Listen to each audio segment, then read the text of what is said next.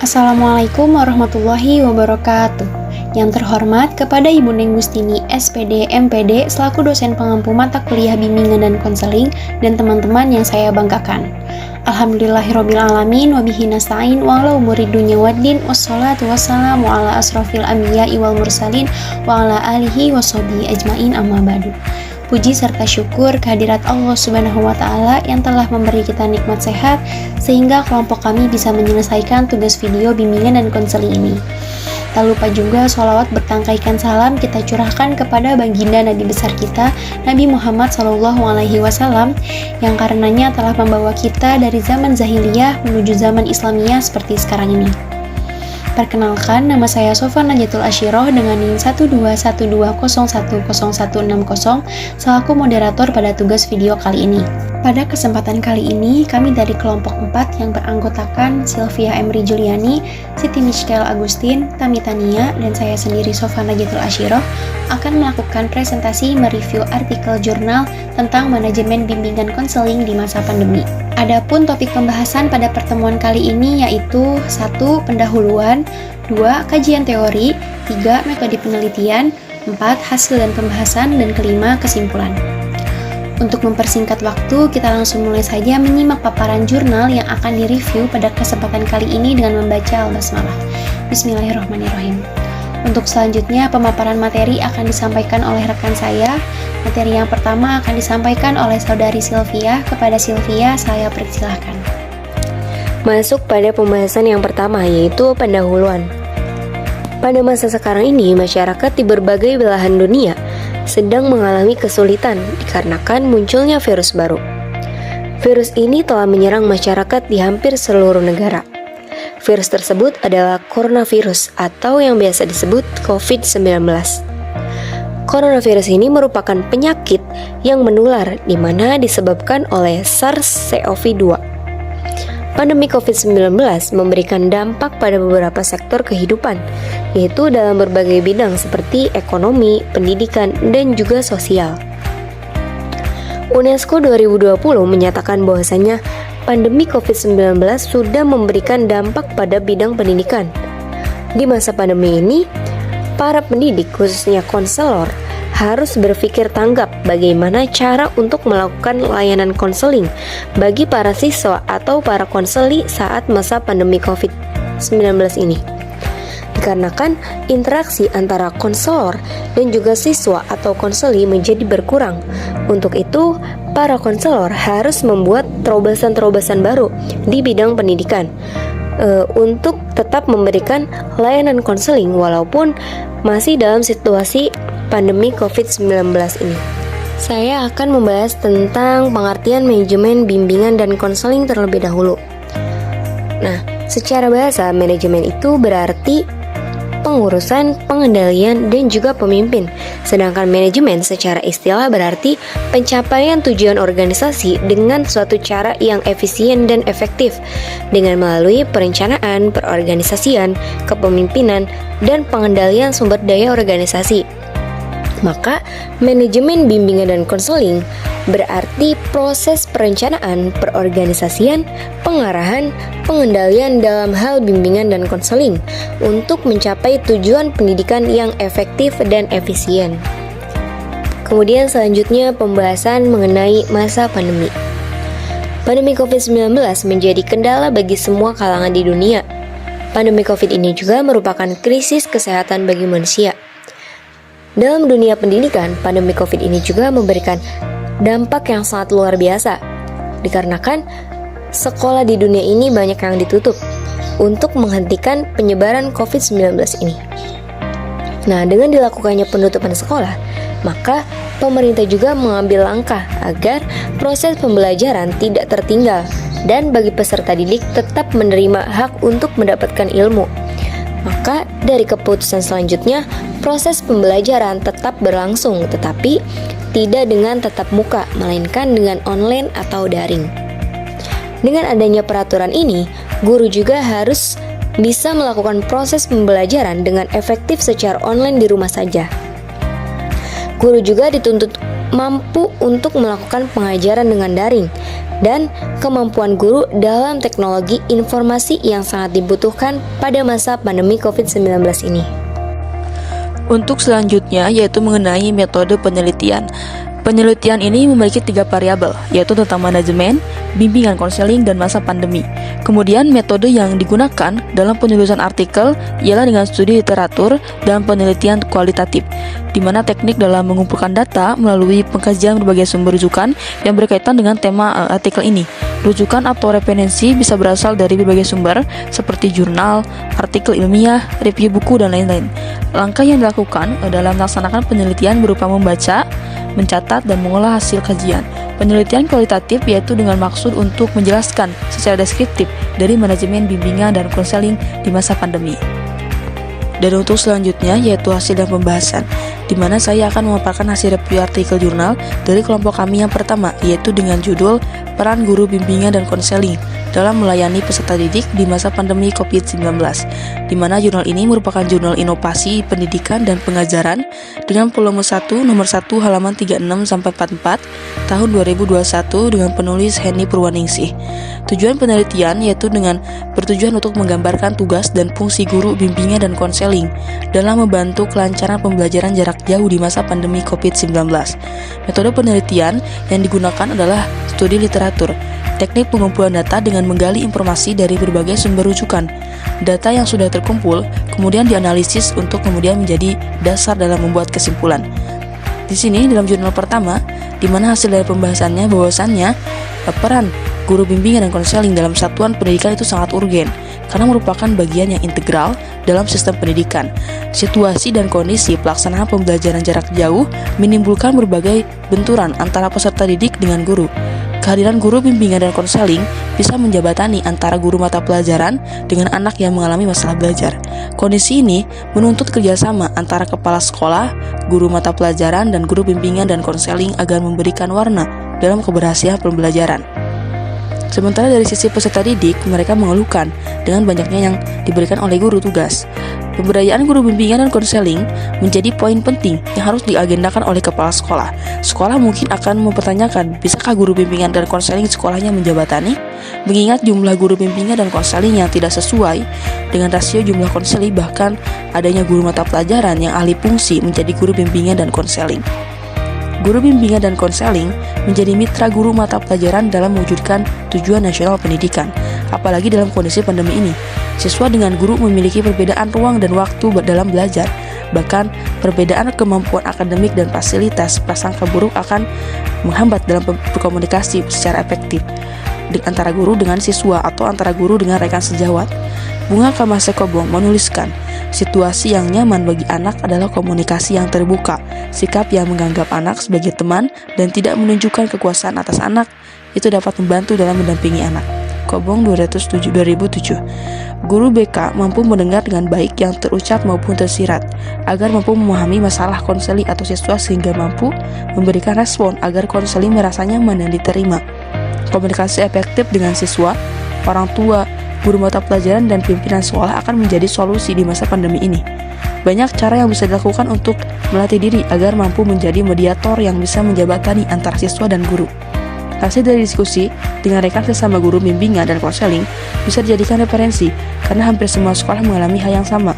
Solusi yang bisa dilakukan oleh guru bimbingan konseling antara lain yang pertama, memupuk komunikasi efektif dengan peserta didik dan orang tua baik melalui WAG maupun komunikasi pribadi. Yang kedua, bekerja sama dengan wali kelas, mengundang anak dan orang tua ke sekolah secara terjadwal. Pertemuan senantiasa menerapkan protokol kesehatan.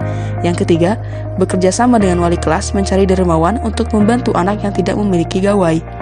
Yang keempat, komunikasi intens dengan guru mata pelajaran. Yang kelima, memfasilitasi pengambilan dan penyerahan tugas oleh orang tua siswa ke sekolah. Orang tua tetap diwajibkan melaksanakan protokol kesehatan. Yang keenam, home visit untuk anak yang benar-benar membutuhkan rangkulan. Yang ketujuh, melaporkan rangkaian kegiatan ke pihak sekolah. Dan yang terakhir, yaitu rajin mengupgrade diri agar mampu memberikan layanan yang sesuai dengan zamannya. Dalam artikel ini memiliki kelebihan, yang mana kelebihannya itu dapat menjelaskan peran guru bimbingan konseling dengan tegas, dengan fungsi, dengan tugas, dan guru bimbingannya dengan sangat jelas dan sangat terperinci, sehingga mampu mengikis klaim negatif terhadap guru bimbingan dan konseling. Sedangkan kekurangan dalam penelitian ini yaitu dalam solusi yang bisa dilakukan oleh guru bimbingan, mungkin menurut saya dapat ditambahkan dengan berbagai contoh. Mungkin sekian, untuk selanjutnya akan dijelaskan oleh rekan saya. Jurnal kedua berjudul Inovasi Layanan Bimbingan dan Konseling Masa Pandemi COVID-19. Jurnal Konseling dan Pendidikan, volume 3, nomor 1, halaman 28-40.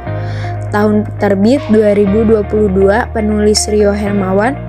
Tujuan penelitian dari penelitian tersebut yaitu untuk membahas inovasi layanan bimbingan dan konseling pada siswa di masa pandemi COVID-19. Metode penelitian yang digunakan adalah metode analisis deskriptif kualitatif. Teknik pengumpulan data yang digunakan adalah studi kepustakaan. Teknik analisa yang digunakan dalam penelitian ini adalah metode analisis konten, sumber data, data sekunder, hasil dan pembahasan. Hasil penulisan ini merupakan penerapan layanan bimbingan dan konseling daring yang memerlukan sebuah inovasi dan media yang terstandar dan disesuaikan dengan kebutuhan peserta didik hingga ketersediaan teknologi yang dapat menunjangnya. Inovasi merupakan kegiatan penelitian, pengembangan, dan ataupun perekayasaan yang dilakukan dengan tujuan melakukan pengembangan penerapan praktis nilai dan konteks ilmu pengetahuan yang baru ataupun cara baru untuk menerapkan ilmu pengetahuan dan teknologi yang sudah ada ke dalam produk ataupun proses pembelajarannya. Begitu halnya dalam bidang bimbingan dan konseling, inovasi merupakan usaha untuk mewujudkan suatu gagasan atau ide, metode, cara, atau sarana alat yang diciptakan oleh guru BK yang sebelumnya telah diamati terlebih dahulu sebagai suatu hal yang benar-benar baru dan diharapkan mampu digunakan dalam mencapai sebuah tujuan tertentu serta menjadi solusi dari suatu pemecahan masalah dalam bidang bimbingan dan konseling. Hal ini berkaitan dengan bentuk fisik yang dapat diamati secara langsung dan membutuhkan tatap muka substansi yang terkandung dari sebuah inovasi dahulu sebelum pandemi COVID-19. Guru bimbingan konseling selalu memberikan prompt ke peserta didik dalam bentuk paper. Namun saat ini dalam masa pandemi COVID-19, prompt yang dibagikan guru bimbingan konseling ke peserta didik dalam bentuk file atau aplikasi. Misalnya seorang guru bimbingan konseling ingin mengetahui data pribadi siswa, guru bimbingan konseling tinggal membuat melalui Google Form dan dibagikan di grup WhatsApp siswa. Lebih mudah dan praktis dalam penanganannya. Dan hal ini juga dapat digunakan sebagai bentuk lain dari pendekatan bimbingan dan konseling komprehensif yang dapat dipahami sebagai layanan bimbingan dan konseling. Adapun layanan bimbingan konseling daring yang efektif dapat dilakukan pada masa pandemi dan pasca pandemi COVID-19 antara lain sinema konseling moda daring, keefektifan peran konselor sebaya di masa pandemi COVID-19, layanan bimbingan klasikal, bimbingan kelompok melalui Google Classroom, kontak curhat pada Google Form untuk layanan individual, kemudian asesmen BK dengan Google Form. Kelebihan penelitian ini menghasilkan sebuah inovasi dan media yang terstandar dan disesuaikan dengan kebutuhan peserta didik hingga ketersediaan teknologi yang diperlukan guna mewujudkan penerapan layanan bimbingan dan konseling pada masa pandemi. Kekurangan penelitian ini tidak memberikan inovasi layanan BK masa pandemi bagi guru yang kurang paham terhadap iptek.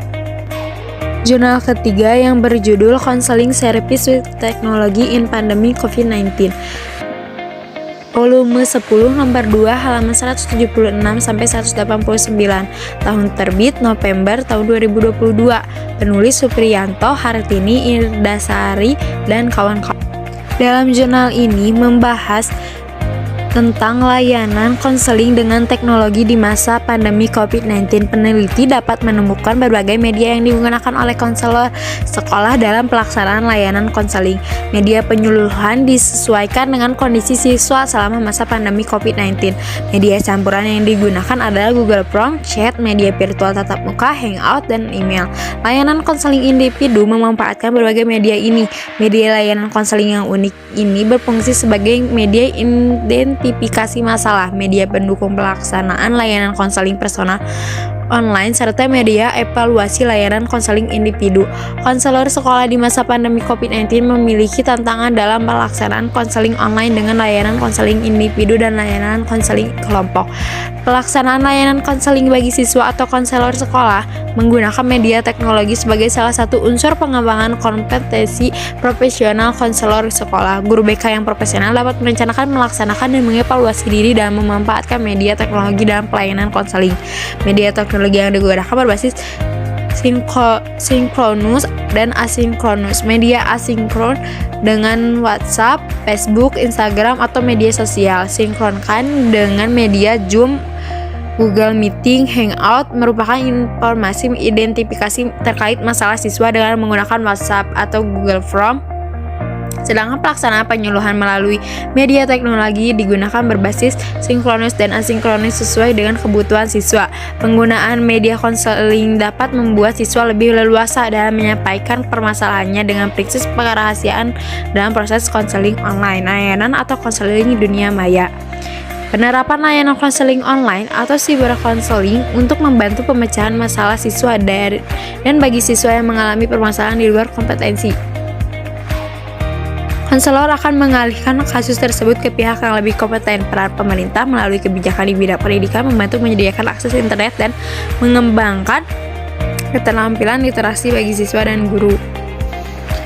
Alhamdulillah, materi telah selesai dipaparkan. Kesimpulan yang dapat diambil pada pertemuan kali ini bahwa sebagai pemandu dan konseling profesional, mereka ditantang untuk membuat siswa tetap terlibat secara emosional sehingga mereka dapat berpartisipasi dengan nyaman dalam pembelajaran jarak jauh. Keinginan guru mata pelajaran dan persyaratan pengelolaan siswa terkadang tidak terpenuhi. Guru mata pelajaran menginginkan tugas, ulangan, dan absen siswa yang lengkap. Manajemen menyusun rencana evaluasi, siswa juga memiliki berbagai hambatan. Disinilah peran guru bimbingan dan konseling bisa mengatasi bagaimana ketiga kepentingan tersebut. Untuk memungkinkan penerapan layanan bimbingan konseling tersebut, diperlukan media dan teknologi inovatif yang terstandarisasi yang disesuaikan dengan kebutuhan siswa untuk mendukungnya. Guru BK profesional dapat merencanakan, melaksanakan, dan mengevaluasi sendiri penggunaan media teknologi dalam layanan konseling tersebut. Penggunaan media konseling dapat membuat siswa lebih leluasa dalam menyampaikan permasalahannya dengan prinsip kerahasiaan dalam proses layanan konseling online atau cyber counseling. Cukup sekian review jurnal dari kelompok kami. Terima kasih kepada teman-teman yang telah bersedia dan meluangkan waktunya untuk ikut serta mereview artikel bersama kelompok 4 pada kali ini. Mohon maaf apabila ada kekurangan karena kelompok kami masih dalam tahapan belajar dan kelebihan hanya terdapat pada Allah Subhanahu wa taala. Nasatim bilhamdalah, alhamdulillahirabbil alamin, subhanakallahumma wa bihamdika, asyhadu alla ilaha illa anta, astaghfiruka wa atubu ilaik. Wabillahi taufiq wal hidayah. Wassalamualaikum warahmatullahi wabarakatuh.